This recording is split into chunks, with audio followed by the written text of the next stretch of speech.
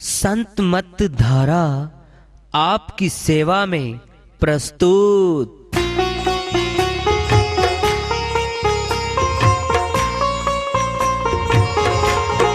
जो चाहता है प्रभु प्यारा वो आओ संत मत धारा।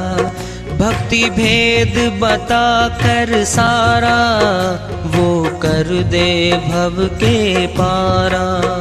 जो चाहता है प्रभु प्यारा वो आओ संत मत धारा। भक्ति भेद बता कर सारा वो कर दे भव के पारा। जो चाहता है प्रभु प्यारा।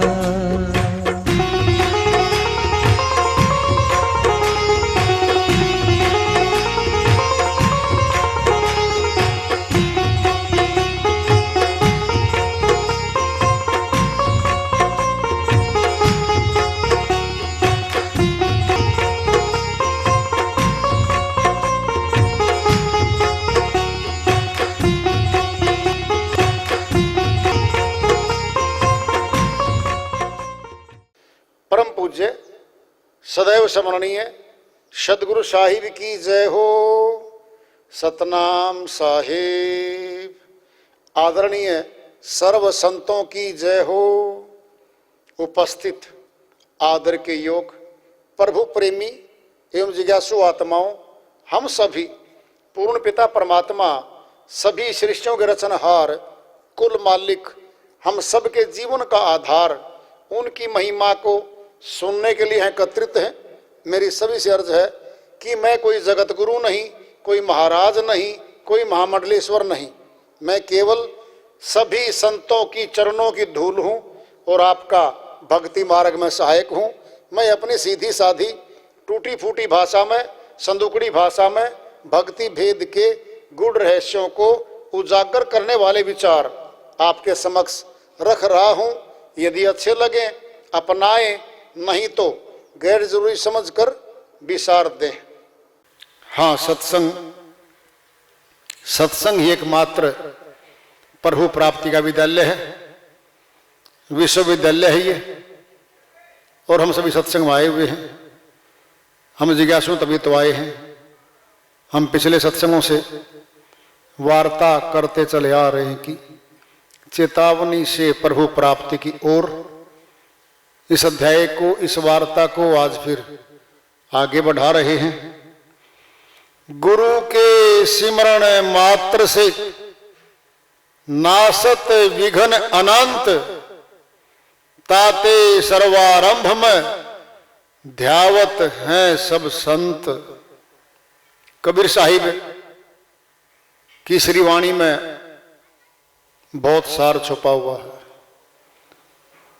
गुरु का सिमरण करने मात्र से नासत विघ्न अनंत, अनंत विघ्नों का नाश हो जाता है, नष्ट हो जाते हैं। इसीलिए ताते सर्वारंभ में सबसे पहले उठते ही रात को सोकर जब उठते हैं हम, क्या होता है वो सबसे पहले होता है हमारा वो जग गए हम। ताते सर्वारंभ में सबसे पहले कह दिया, सर्व आरंभ। ध्यावत हैं सब संत, सभी संत उसको ध्यान में लाते, ध्यान करते हैं। ये क्या है? ये जीवन का सार है। अगर हम परमात्मा का ध्यान करेंगे तो प्रथम पे परमात्मा है, हमें भी प्रथम पे रखेगा वो। अगर संसार के कामों को, यादों को प्रथम पे रखेंगे तो फिर संसार प्रथम पे रहेगा। संसार की याद, संसार के पदार्थ प्रथम पे रहेंगे। फिर याद है तो आबाद है, साहिब की श्रीवाणी में आया हुआ है। याद है तो आबाद है, भूल गया तो बर्बाद है। याद कैसे बनेगी?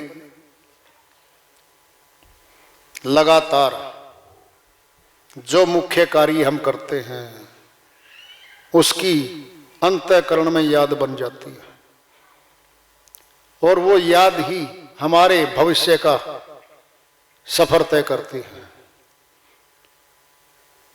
आज साहिब की सुधी दूज का भंडारा साहिब ने लगाया था अपने समय में जब आए थे शरीर में, और उसी के निमित्त आज का भी यहां सत्संग और भंडारे का आयोजन किया गया है। सभी उसमें शरीक हो रहे हैं भाई। पूरे संसार में धूमधाम से मनाया जाता है पर्व। ये साहिब का बहुत बड़ा पर्व है, संत मत का बहुत ऊंचा पर्व है। ये कैसे मनाएं?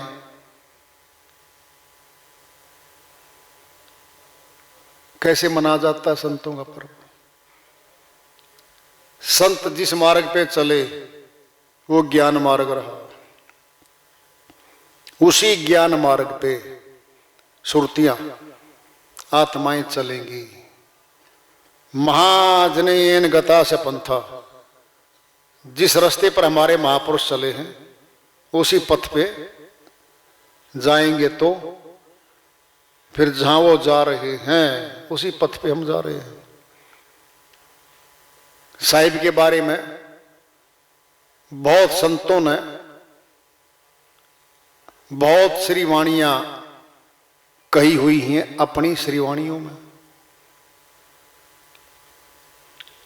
नाभाजी महाराज साहिब के बारे में बोलते हैं, पानी से पैदा नहीं, समासा नहीं शरीर, कछु आहार करता नहीं, ताका नाम कबीर। नाभाजी महाराज की श्रीवाणी है। वाणी अरबों खरब हैं, ग्रंथन कोटि हजार, कर्ता पुरुष कबीर हैं, नाभा कियो विचार। नाभाजी महाराज साहिब के बारे में फरमाते हैं, वाणी अरबों खरब हैं, खरबों हैं, अरबों हैं श्रीवाणियां, ग्रंथन कोटि हजार, करोड़ों ग्रंथ हैं। कहां तक बखान करूं मैं, कह रहे वो कर्ता पुरुष कबीर हैं, नाभा कियो विचार। जो कर्ता पुरुष हैं, जो सत्य पुरुष हैं, वही साहिब हैं। ये बात संसार को नहीं जचती थी उस समय भी, अब भी नहीं जचती। क्यों? सुनना है सुन लो। तमाम कायनात जो पृथ्वी है, समुद्र आदि हैं, पहाड़ आदि हैं, सतुल में जो भी दिख रहा है, ये मनुष्य ने नहीं बनाया, नहीं बनाया। ये तो बना बना पाया है। फिर किसने बनाया? इसके पीछे निर्माता बैठा है। ये सतुल में दिख रहा है, फिर हमारा तन बना दिया, मनुष्य का तन बन गया। अब हम भी बैठे हैं। दो बातें हमारे साथ। नाशवान शरीर तो दिख रहा हमारा, अविनाशी आत्मा तो नहीं दिखती, बाहर से नहीं दिखती। है तो है। जिसने आत्म दर्शन कर लिया वो कहता है आत्मा। फिर परमात्मा दर्शन कर लिया, फिर परमात्मा भी उसके नाम का। तो साहिब की श्रीवाणी माता है, आत्म चिन्ह है, परमात्म चिन्ह है, संत कहावे सोई, यह भेद काया से न्यारा, जानने बिरला कोई। साहिब कहते हैं भाई, जिसने आत्मा का दर्शन कर लिया है, परमात्मा का भी कर लिया है, संत कहावे सोई। शर्त है ये, शर्त, केवल वही संत होता है। यह भेद काया से न्यारा, जाने बिरला कोई। कोई बिरला जानेगा, कोई बिरला, कोई बिरला जानता है। अब बात आ रही है, हमारी आत्मा हमारे शरीर का आधार है, सार है, चेतन शक्ति है, पूरे शरीर को चेतनता देकर के काम करवा रही है। हम भागते दौड़ते घूमते फिरते दिखते हैं। जब आत्मा शरीर को त्याग देती है, यह गिर जाता है, खड़ा भी नहीं हो सकता, ये गिर जाता है। ये पांचों तत्वों से निर्मित नाशवान शरीर फिर नष्ट होने लगता है। आत्मा कर्मानुसार आगे गमन करती है। संतों ने पुरजोर ताकत लगा के समझाने की कोशिश की है। श्री धर्मदास जी महाराज बनिया कुल में आए। संत मत में कबीर साहिब से भेंट होती है। वह साहिब के बारे में अपनी अनुभूति बता रहे हैं। उनकी अपनी श्रीमाणियां हैं, बहुत ज्यादा संक्षिप्त लेते हैं। धर्मदास जी महाराज फरमाते हैं, आज मोहे दर्शन दियो जी कबीर, सत्य लोक से चलकर आए काटन यम की जंजीर। आज मोहे दर्शन दियो जी कबीर, हिंदू के तुम देव कहाए, मुसलमान के पीर। दोनों दिन में झगड़ा छिड़ गया, टोहे नहीं पाया हो शरीर। धर्मदास की अर्ज गोसाई, बेड़ा लंगाइयो परले तीर। आज मोहे दर्शन दियो जी कबीर। सेठ धर्मदास जी महाराज अपनी श्रीवाणी में 4 फैसले कर रहे हैं। दर्शन हुए हैं? बिल्कुल हुए हैं।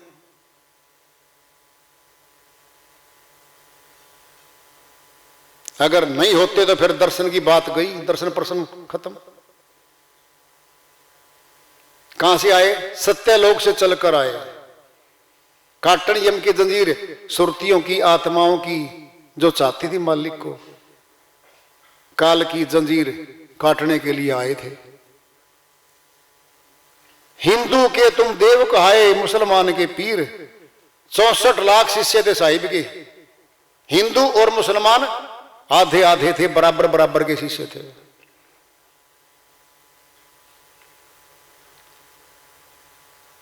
दोनों दिन में झगड़ा छिड़ गया, ढूंढे नहीं पाया हो शरीर। मगर में साहिब ने कहा था, पहले घोषणा कर दी थी, भाई सभी वहां आ जाना भाई, और देखना मैं कहां जा रहा हूं। हिंदुओं के जो अगुवा थे उस समय, काशीपुरी के नरेश थे वीर सिंह बघेल, और जो मुसलमानों के अगुवा थे उस समय में वो थे बिजली खां पठान। साहिब बोले, भाई मैं नीचे गुफा में जाता हूं, अभी आता हूं बस। इसके पीछे राज छुपा हुआ था। साहिब नीचे गुफा में चले जाते हैं। अब प्रश्न पैदा होता है, हिंदू बोले जी हमारा गुरु, हम दाह संस्कार करेंगे। मुसलमान बोले जी हमारा गुरु, हम दफनाएंगे। आपस में कहा सुनी, तलवारें खिंच गई, जैसे युद्ध होगा। शरीर को लेने के लिए युद्ध होगा, तैयारी हो चुकी थी वहां पे। साहिब जब आए, देखा, अरे क्या भाई, ये क्या रे, ये हिंदू खड़े, ये मुसलमान खड़े, इंसान भी नहीं बन पाए। साहिब बोले 120 वर्ष लगाए इस पृथ्वी धाम पर मैंने। अब वाणी बोलेंगे साहिब, काल का जीव मानने नहीं, लाख कहूं समझाए, मैं खींचू सतलोक को और वह बांधा यमपुर जाए। साहिब बोले, भाई समय हो गया, अब तो चलने की तैयारी है मेरी, लेकिन तुम मेरे पुत्र नहीं हो, मेरे शिष्य नहीं पाए, तुम काल के पाए हो। कितनी शक्ति काल पुरुष में है। चलते चलते जीवों को पकड़ लेता है, अमरलोक के रास्ते से भटका देता है, और काल अपने रास्ते पे डाल लेता जीवों को, फिर बुरी यातना देता है इसको। सुनना कैसे, सुनो ध्यान से बात। एक पिता है, एक चाचा है, घर में पुत्र है पिता का। वह चाचे को पिता तुल्य मानता है और सारी हुक्म, सारी आज्ञा का पालन चाचा जी का करता है वो, और पिताजी की आज्ञा का पालन नहीं करता। अब कहेगा पिताजी, भाई कहने को तो मेरा पुत्र है ये भाई, लेकिन मेरी आज्ञा नहीं मानता, ये चाचा की मानता है।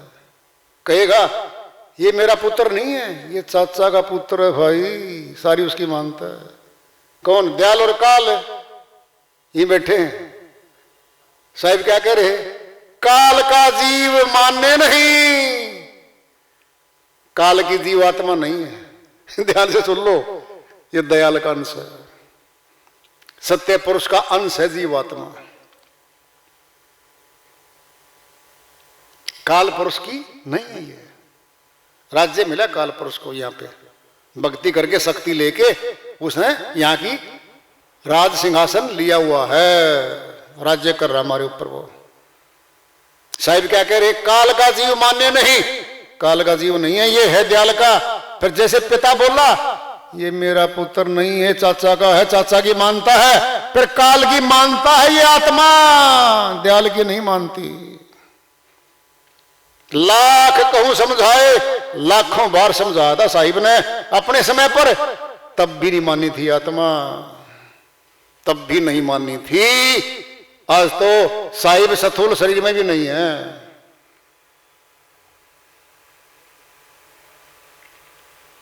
हैं तो साहिब हैं, अब भी हैं, स्थूल शरीर में नहीं दिख रहे कहीं कि आ जाओ लोगों, मैं हूं साहिब, मैं ही हूं, आ जाओ मेरे पास, ऐसा नहीं।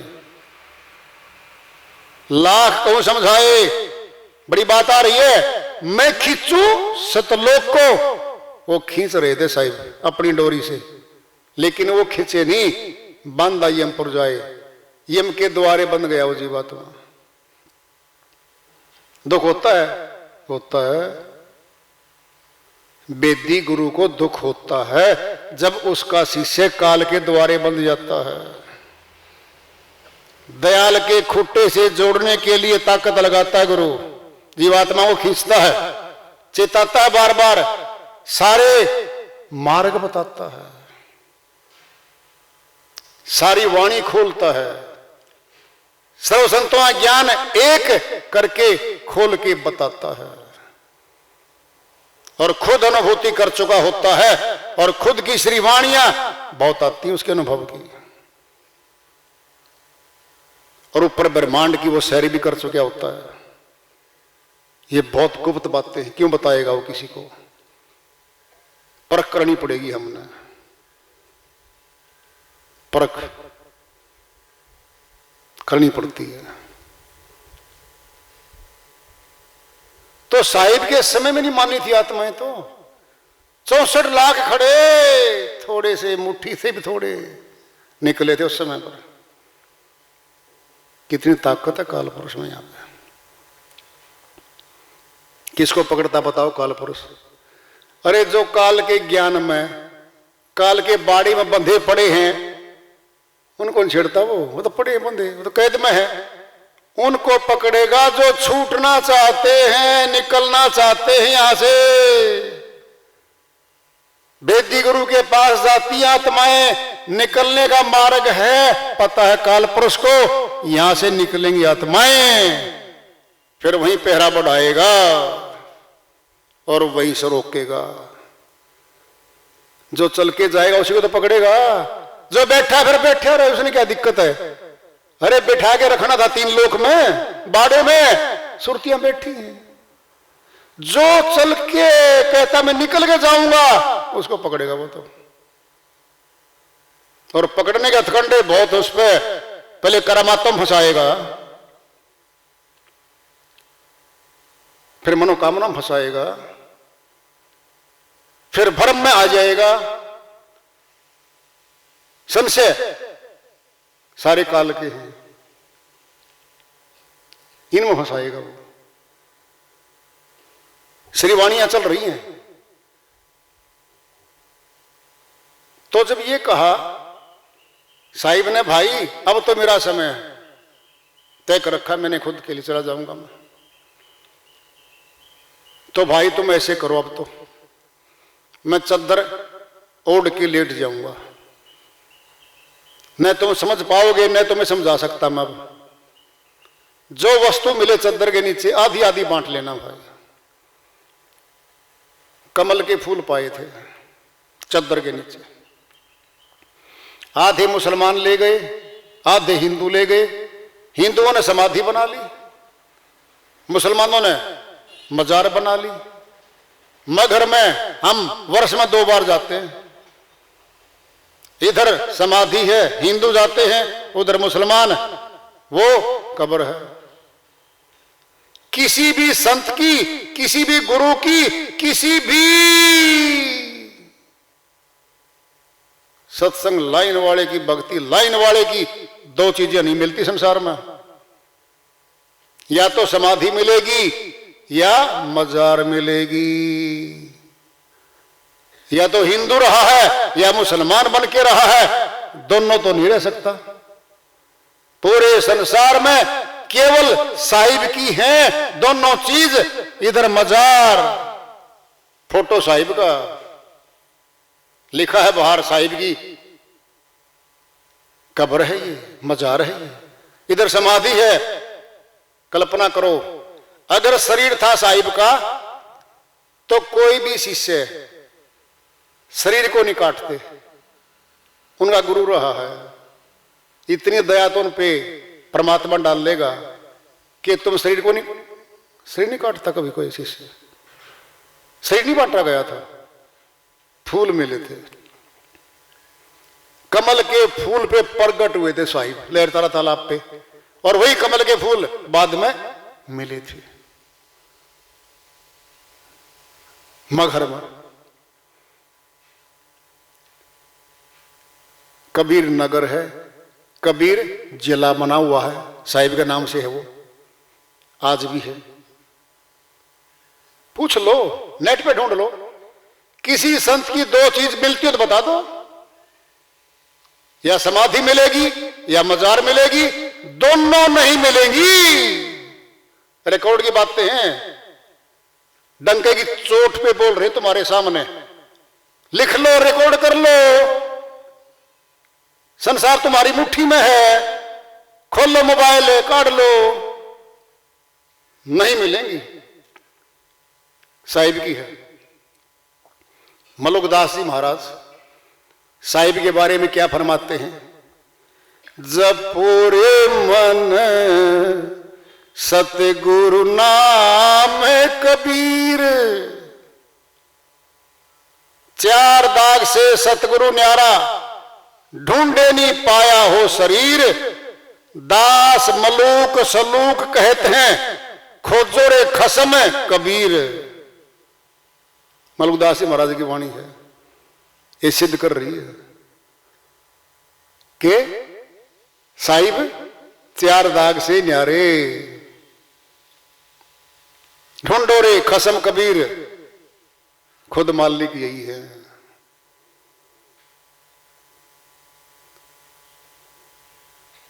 दादोजी महाराज अमरलोक के संत हुए, साहिब इनको मिले थे।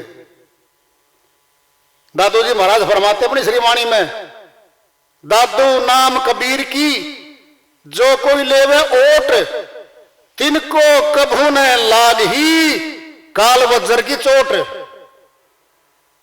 दादोजी महाराज फरमाते हैं, दादू नाम कबीर की जो कोई लेवे ओट, साहिब के सतनाम की, अमर नाम की, जो शरण में चला जाता है, धारण कर लेता है, उसको काल पुरुष का वज्र की चोट बहुत बुरी तरह पिटाई करता है। काल पुरुष उसको चोट नहीं लगती। फिर फरमा रहे गरीबदास जी महाराज जाट कुल में आए, छुड़ानी धाम हरियाणा में है। उनकी सूरत को 10 वर्ष की आयु में लगभग साहिब सत्यलोक दिखा के नीचे लेके आए थे।